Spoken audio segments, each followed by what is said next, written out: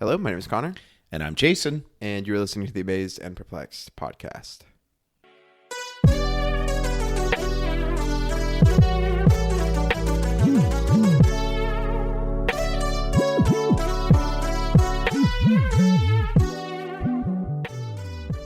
So we're continuing today, actually coming to the conclusion of the Sermon on the Plain. And just to remind us, Jesus is here. There is a crowd. He specifically turns to his disciples, and I assume that means the 12 plus some. So these are the people that are invested.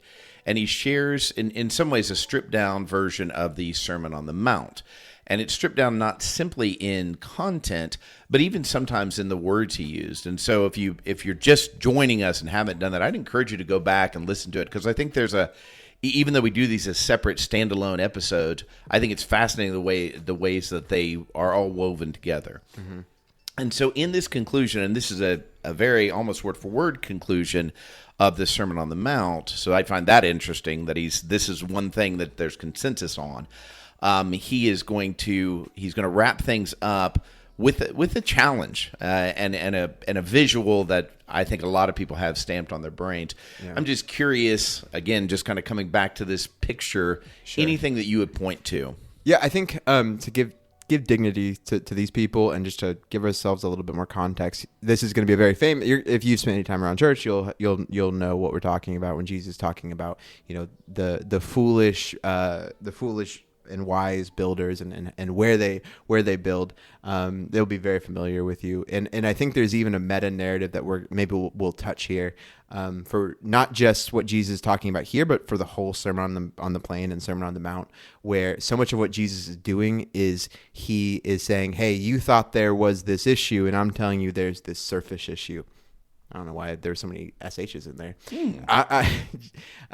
Jesus is saying, you've heard it said that the issue is this surface level thing, and I'm actually saying there's a deeper thing beneath that is ultimately causing the death and destruction that you see around you. And so part of what Jesus is going to speak here too is the very real reality that so many things that we think about in terms of how we live our life, especially as followers of Jesus, how we go about our day-to-day life and how we look at sin in our own lives and in other people's lives, how we navigate being a follower of him. It's just a good reminder that Jesus is not specifically trying to address surface level behaviors, but he's trying to get deep down to what the ultimate problem and cause of those things are, and to provide maybe a map, or provide a better way to live, or a better way that we were always supposed to live. And so there's this interesting meta piece to this, where Jesus is going to give this very specific advice or specific teaching and commands that I think also speaks to a bigger reality for how we're supposed to view all of the things Jesus is talking about on the Sermon on the Mount. Yeah, I think that's plain, not mountain. Yeah, don't get these confused.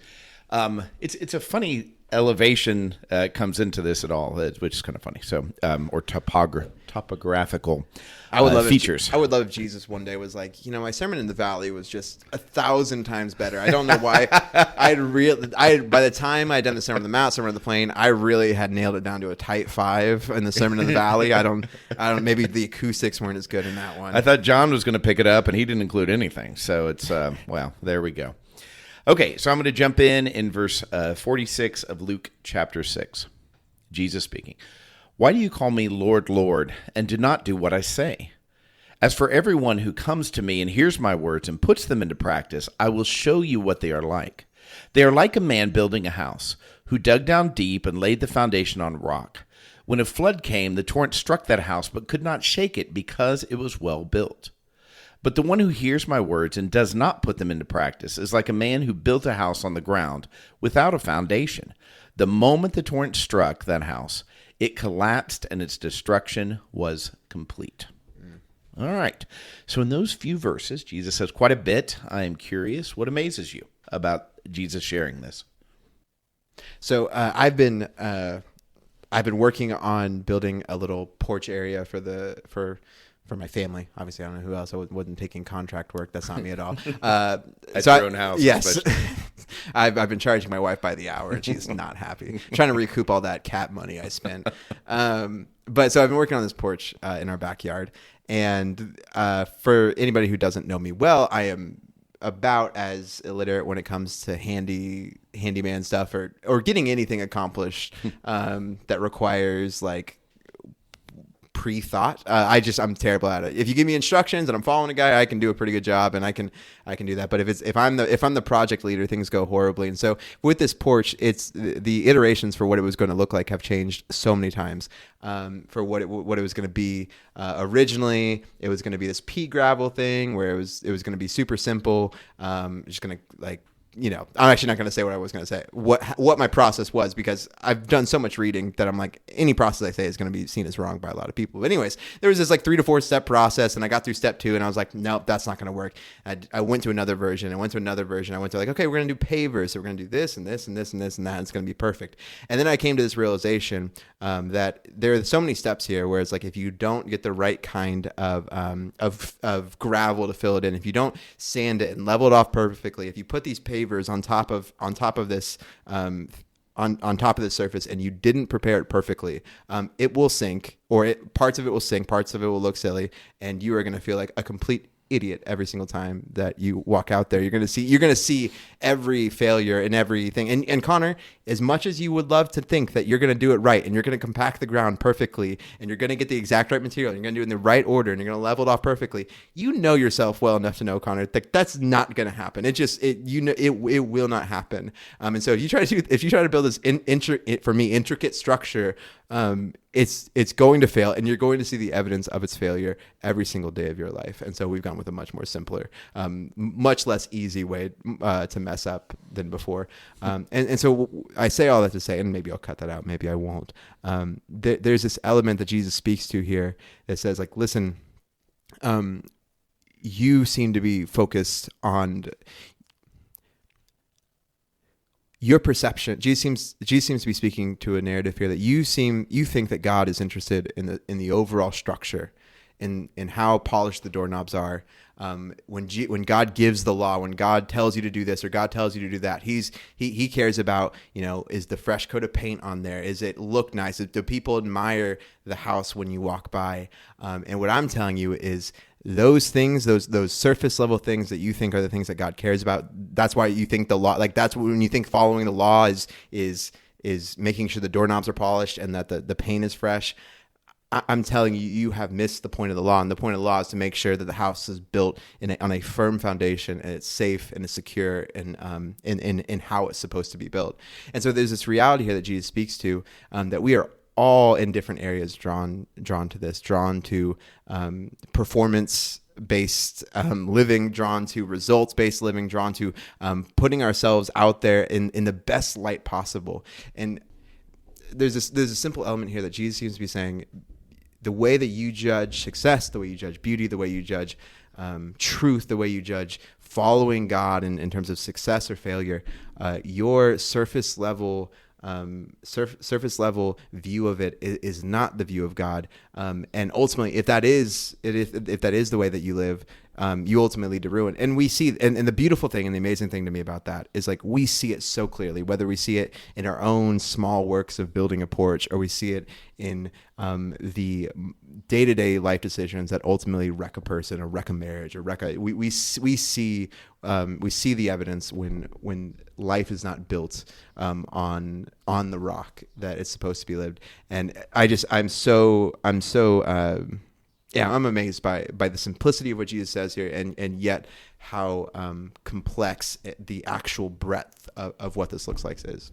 I think that's what draws me is simplicity, and where I specifically see it, and this has to do with the way, again, my experience, how I was raised, but the idea of put them into practice. Practice means it presupposes failure. Yeah. Or else, we say practice makes perfect, but we don't say just do it perfectly. Sane people don't say that, and practice doesn't truly make perfect. But even in that, like such a definitive axiom, practice makes perfect. You're saying there's going to be failure that leads to that perfection. And I really, to me, that's the part that cuts through everything you said. I agree with that idea of, I think we make it super complicated, where we're like, oh, how do you have a good marriage? Well, you got to do these 57 things right. And Jesus would say, no, and it's not just marriage, it's your whole life. If you have a strong foundation, you will weather the storms. You will. I mean, it's almost so overly simplistic that I'm like, Jesus, do you really know what people are going to be dealing with? Until you consider, oh, he's in the middle of this. He's in the middle of chaos. And he loves his people. And the fact he's not leading an army against the Romans doesn't mean he doesn't love the people. He simply knows leading an army against the Romans doesn't solve the real problem here, which is why he spends almost zero time doing what we would consider activism work. How is he improving the lives of the Jews? And I would suggest not much, in terms of, are they being well fed? Are their rights being protected? The things we think about, are they being overtaxed? The American history is based on this fact that when people are mistreated, they need to stand up for themselves, and they need to by force say, we will not be treated this way. And I think as an American, as a stereotypical American mindset, when we look at other countries, we're like, well, those people need to stand up. You know what I mean? Well, Jesus didn't do any of that. I mean, the fact that he allowed himself to be murdered is the opposite of what we usually cry out for. And so we make it super, super complicated. And he's like, no. Here's the key here to building a foundation. And it's, in some ways, it's easier than building a foundation out in your backyard. Yeah. He says, I want you to take my teaching and practice it, meaning you keep it in front of you. Here's the standard. And I'm not planning to fail. I'm simply saying I will fail again and again and again, because he doesn't say, once you perfect it, once you master it, then you have a good foundation. He's saying, no, simply by hearing my words, saying, I'm going to try. That's what builds the foundation. And that to me is mind-blowingly simple. Yeah, there's an element here where you look, if you're one of the disciples hearing this, you're like, man, I would really love more teaching about when we're going to, how like what the overthrowing process looks like and how we're going to really remedy a lot of this, a lot of these bigger, issues, these surface level things. And for them, they wouldn't have seemed, they would seem, monumentally important because they were. And I think modern day, for me, and a lot of people I talk to, there's some frustration. We're like, man, geez, I wish there was some more prep for like, how do we deal with things in the church? How do we deal with this strife? How do we deal with all these issues that eventually come up that are really painful and really hard to deal with? And I think the message that Jesus is giving to the disciples or the same message he's giving to the disciples here and now, saying, listen, if first thing isn't first, if you aren't building on a firm foundation, then all those things that you want to accomplish, whether that is building, making a healthier church, whether that's, stopping tax oppression and whatever the thing is that you're wanting, like if ultimately it's not being built on a firm foundation, then those things, you might succeed in those in a generation, you might succeed in a moment here or there, but ultimately the deeper things underneath that those deeper needs are going to be unmet. And ultimately that's what I've come to do. I've come to meet those needs. And I think for me, that's a good challenge, because I can look with judgment on them and be like, or I can look at in some form of condemnation of like, hey, don't focus on that, don't focus on this. But I spend so much of my time being like, Jesus, I need some, the church needs to be doing this, or the church needs to be doing that, or man, why is it this way, or why is it that way? And I think Jesus would often look at me and be like, hey, let's make sure that you're building on a firm foundation here. Let's make sure you've dug down and you've done the work, and you've allowed me to do the work in you, to be fully planted and built on the rock that you were called to be built. Yeah, I think this is the key. And I think it's really, to put it in the context of the teaching, if you go back and you're like, okay, blessed are the poor. Ugh, I hate all of that. I hate the thought of it. I'm not even super comfortable with poor in spirit, but especially poor, and I think he's applying it to the fullness of life. Not simply, I don't even think he's dividing it between spiritual and physical. I think he's just saying, to take on the spirit of, I will never have enough to satisfy me. I will never have enough to satisfy me. Only God can satisfy me. Taking that spirit on, that's just one thing. And I think as I'm listening to this sermon, as I'm standing there with these men and women, and I'm listening to it, and it's the Sermon on the Mount is in some ways worse. Oh, yeah. But it's that idea of like how will we ever like? So you're different than the law, but now you're saying it's so deep. I mean, how would I ever be able to do this? And for him to end, because I remember thinking this is a very demanding teaching, but really it's like, hey, I'm just asking you to practice. Yeah. If you think I have value, because that's why do you call me Lord, Lord? Meaning you're the master, you're the one in charge. Why do you say that and don't put into practice? It's and I can't emphasize that enough. Yeah. Is there such freedom in there that I'm going to try what I understand to do? I'm going to try, and that's what's building the foundation. Yeah, that's beautiful. And there's a piece here that you get speaking to. I think that like the specific part where he'll talk about, like you've heard us say don't commit murder, but I've said every time you look at your brother with hate in your heart, you've committed basically committed murder in your soul. Basically the same deep essence that causes murder you are actively putting out into the world. I think there's a piece here. I think there's a part of what Jesus is speaking to in our own life that says like, listen, you're going to be practicing something. Like you're going to be practicing a way of life. And the way that the religious leaders have taught you, the way you think it's supposed to be, is if you meet these benchmarks here, if the house looks good, if the doorknob is polished and there's paint on the wall, like then that means it's good. And I'm saying, listen, the practice, like the really important practice, that's the stuff that nobody else sees. Most of the time, that's the practice that nobody else sees. And so it's like, I don't have a lot of times in my life where like I have the opportunity to commit adultery. Like that doesn't occur to me. I don't put myself in that sort of situation. And so I successfully do not commit adultery. But I have a lot of times in my life where I can lust upon somebody that's not my wife.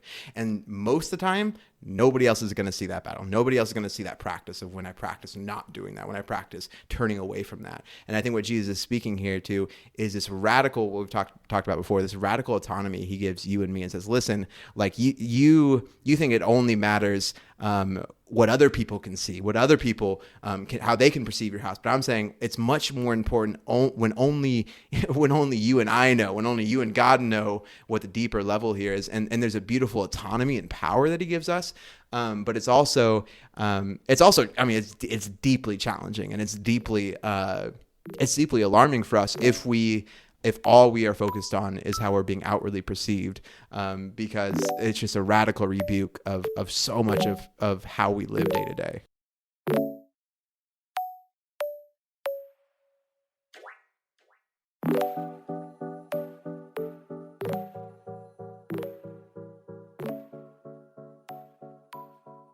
That is, and that honestly brings up another piece of this that amazes me is the applicability of it.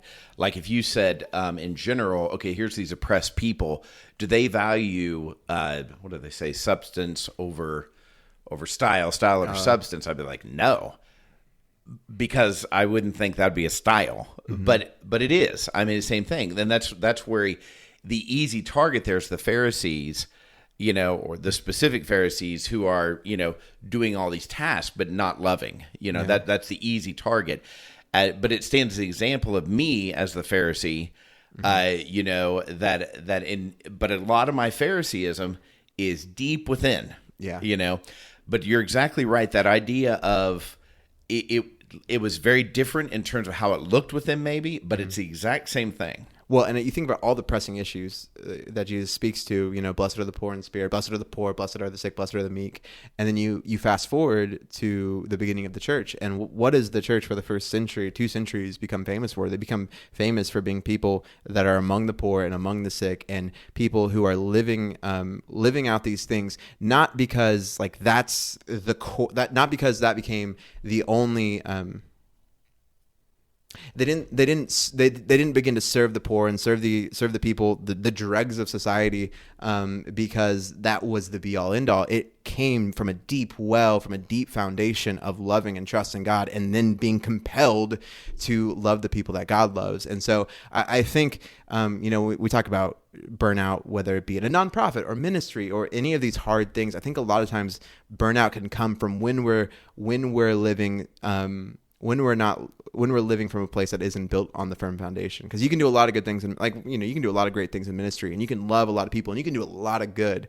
But when does burnout? I mean, there's a lot of reasons that burnout happen, but why does burnout happen? I think deep in our souls, I think it's because we can be doing good outward things, but if they're not built on the foundation that God has called us to build them on, then as we try to white knuckle it and keep our structure from collapsing, I mean, that's inherently thoroughly exhausting. And eventually we begin to be more focused on keeping the structure up against the storm, as opposed to the point, which was to shelter and to care and to provide what God had compelled us to.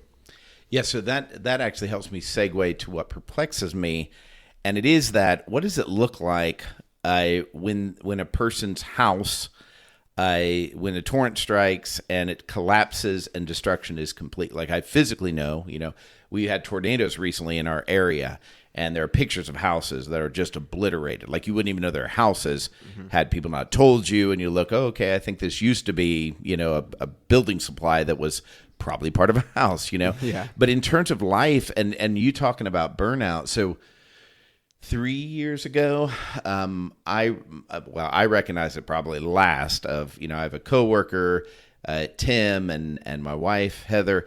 They came to me separately and were like, hey, I think you're going through some burnout here, and it's just our congregation, the congregation I work with, in the grand scheme of things, are really super grace-filled and kind and everything.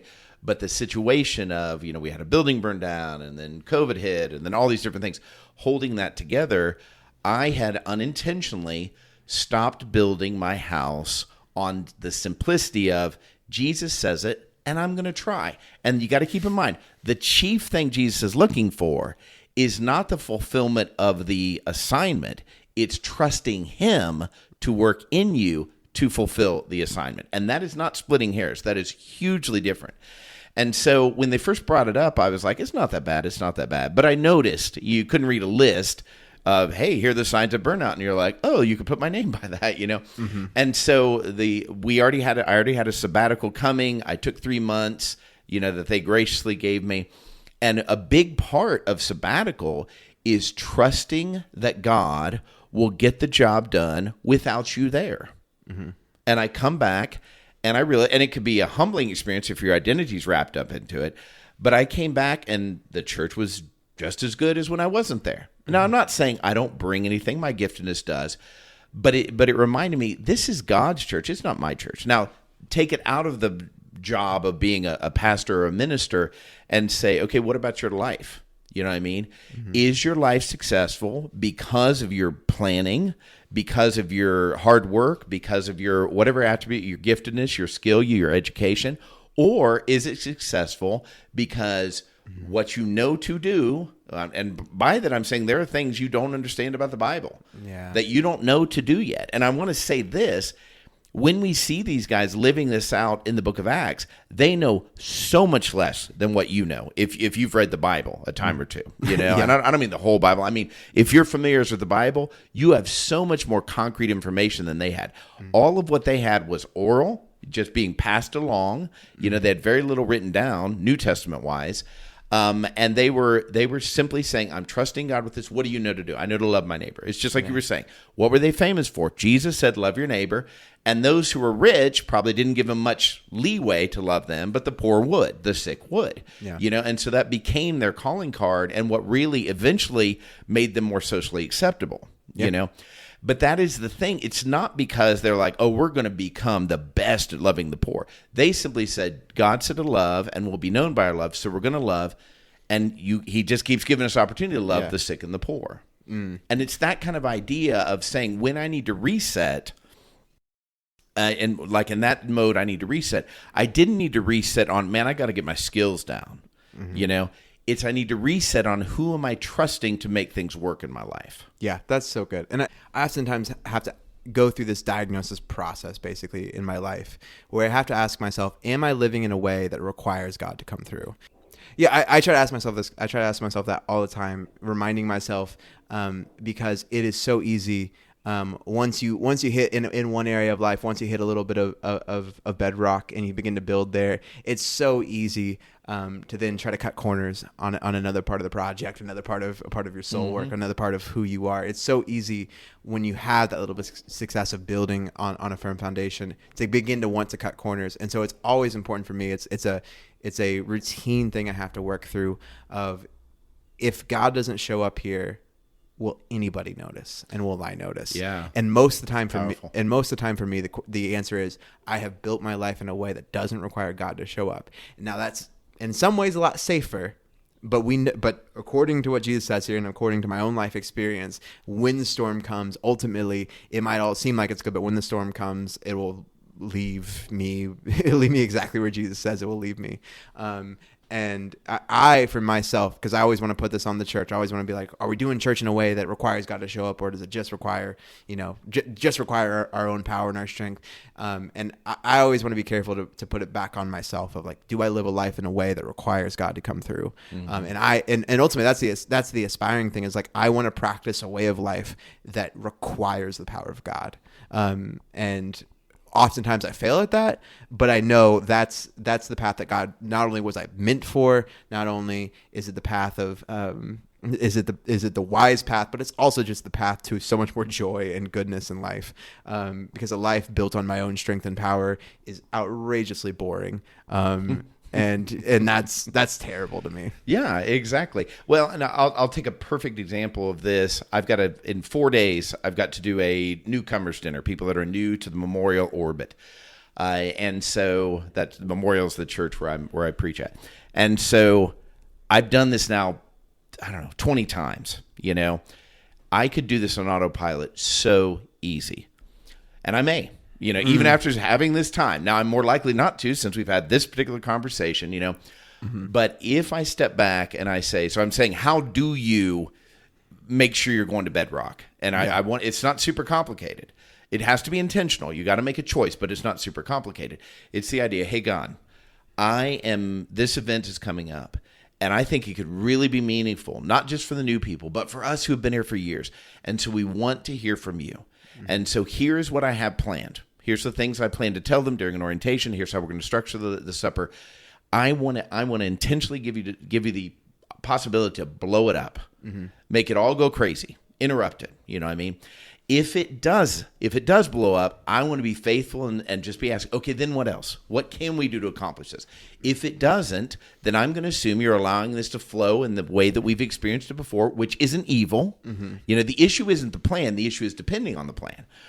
And I'm going to come with all the love and grace and truth that I can muster, and I'm going to trust you to give that to me. Yeah. But I'm going to create space where you only have so much bandwidth, right? And I'm going to say, man, I want these people to experience the love of God, the truth of God, the beauty of God, these parts of God.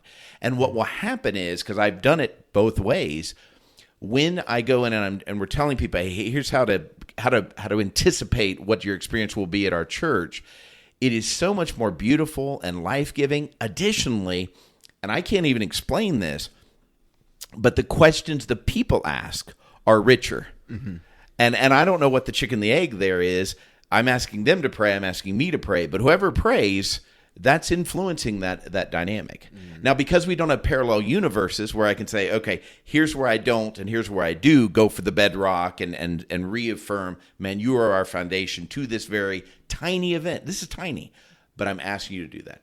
Yeah. So that is the way I concretely think through, how do we keep coming back and saying, okay, here's what this is about. Well, and it's important you're checking with yourself and allowing God, if you want this to blow up, if you want to go the way I've had it conceived in my mind, anywhere in between, I'm on board and I want you to show me. Like that process of just that checking it does a whole number of things. One, it helps you be more open to God wrecking it and going in a completely different way. But it humbles you, because you can't do that without recognizing, oh yeah, I would have done this on autopilot. I would have done this by my own power. And it can seem so simple, but that in of itself, that deeper level thing is so it's so big. It's what Jesus, I think, is getting at so much with the Sermon on the Plain and the Sermon on the Mount.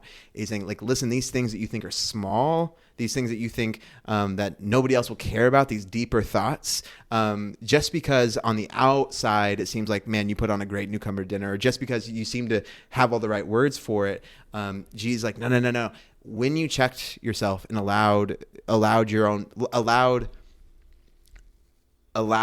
the pride that you had over this event, or the pride to be able to do something and do it really well, when you checked that at the door, something amazing happened. There was something fundamentally changing, and the thing that we have to do, the thing that I have to do repeatedly, is trust that with that small thing, because there's a very likely possibility you could spend the next 4 days 5 times a day praying, God, do something. If you want to do something different, do it completely different. And the answer God could be like, hey, Jason, I trust you. I want you to do what you have planned. Right.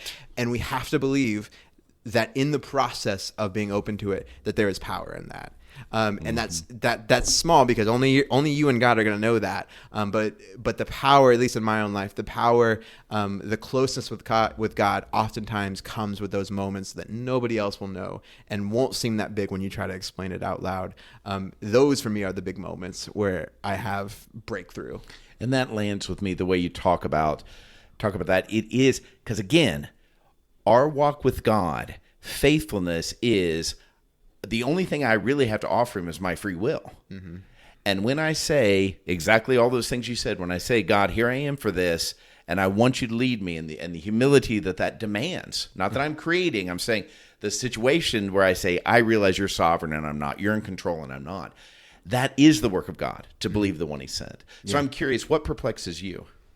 Yeah, I just want to, I want to say another piece to that's so important. When you give that over to God, you're also giving over your need to be seen as competent. You're giving over your need to be seen, or even not even be seen, but for other people to perceive that you're doing your job well. You are sacrificing so much of your identity in how we fabricate our view of ourselves. And so the very act of doing that is combating so many different false identities that we assign to ourselves. And so that thing right there, and there's so many examples in all of our lives that we could approach all the time. It's not a small thing, because it's not just a small thing where how's God going to impact this dinner? Those questions, those checks that you're giving yourself, that you're opening up to God, those are fundamentally addressing who you are and who you think God is to you, and who you ultimately see yourself as in the eyes of God, and what you believe about him and about yourself. And so, I want to encourage myself there, because it's so easy to get caught up in, well, it's just a newcomer's dinner. Well, it's just this. It's just that one fight with my wife. It's just that one coworker. It's, whatever it is.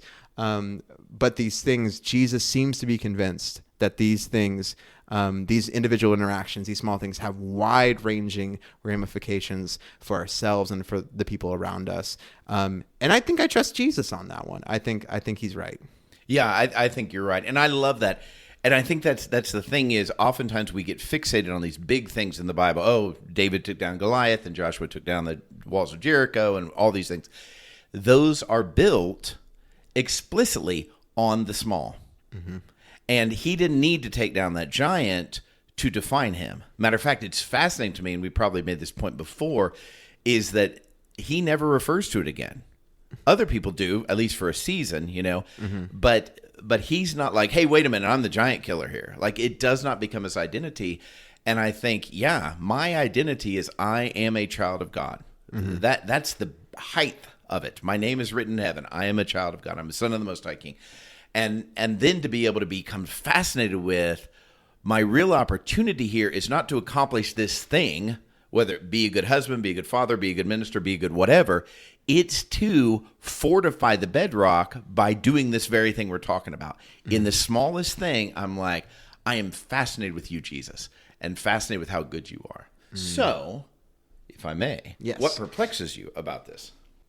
Yeah, what perplexes me is that's just the first part of this passage when Jesus says, "Why do you call me Lord, Lord, and do not do what I say?" there's a piece here that we've talked about 1,000 times in terms of why we don't do these things. We just had this big long conversation. Why we don't build on the firm foundation. But yeah, the perplexing thing just ultimately comes back to I see the beauty and the wisdom in the Sermon on the Mount. I think it not only do I think it's true, I think it's beautiful and I think it's right. And I notice in my life when I live it out that my life is richer, my connection with God is richer. My impact on the people around me is more fruitful and beautiful and enriching for the land. That sounds like a deep sentence. And I just keep coming back to, why does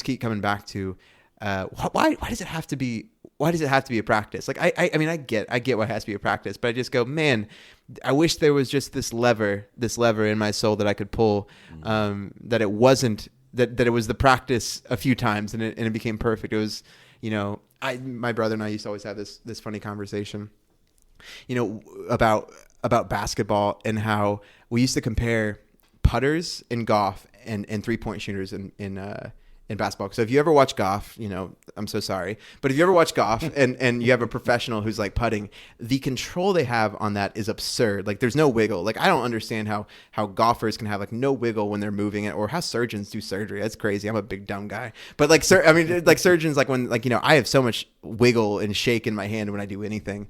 And so I've just been always baffled by that. And I've always been like, man, why can't 3-point shooters? It seems like such a simple thing to like put the ball in the hoop. Why are the best ones in the world only successful like 42% of the time? What is it about this reality that even the people that practice day and night, practice, the greatest ever are only shooting like below 50%? Like it's just this wild thing.